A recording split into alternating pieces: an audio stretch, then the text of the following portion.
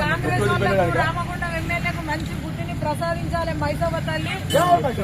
నిన్ను కష్టపెట్టి నిన్ను బాధ పెట్టిన ప్రతి ఒక్కరు కూడా ఆ నష్టాన్ని తప్పకుండా నువ్వు చూపెట్టాలని చెప్పి అమ్మవారిని కోరుకుంటాను. భారత్ మాతాకి జై మైసమ్మ తల్లి. జై మైసమ్మ తల్లి. జై మైసమ్మ తల్లి. జై మాతరం. జై భవానీ. జై భవానీ. జై భవానీ. జై భవానీ. అమ్మ తల్లి గుళ్ళను వెంటండి, అమ్మవారి గుళ్ళను వెంటనే నిర్మించాలి. చేసిన అధికారులను వెంటనే. రామగుండం ప్రాంతానికి ఒక చరిత్ర ఉంది.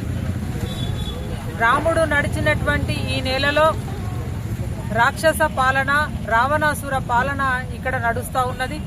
ఇక్కడ ఎమ్మెల్యే రామగుండం మక్కాన్ సింగ్ గెలిచిన తర్వాత ఈ 2 ఏళ్లలో కూల్చివేతల పర్వం కొనసాగుతూ ఉన్నది. ఒకవైపు పేదల ఇల్లు, ఒకవైపు సింగరేణి క్వార్టర్లు.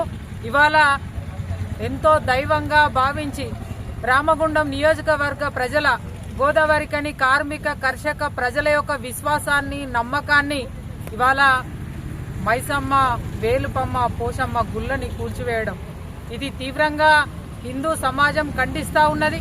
వెంటనే ఇవాళ కూల్చేసినటువంటి ఆలయాలని బేషరతుగా నిర్మాణం చేయాలని చెప్పి హిందూ సమాజం ఇవాళ డిమాండ్ చేస్తూ ఉన్నది.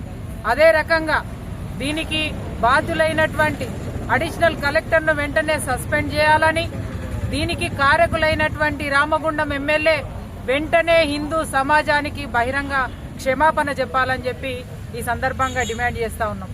ఇప్పటి వరకు అమ్మవారి జోలికి వచ్చినటువంటి ఏ ఒక్కరు కూడా బతికి బట్టగట్టినట్టు చరిత్రలో లేదు.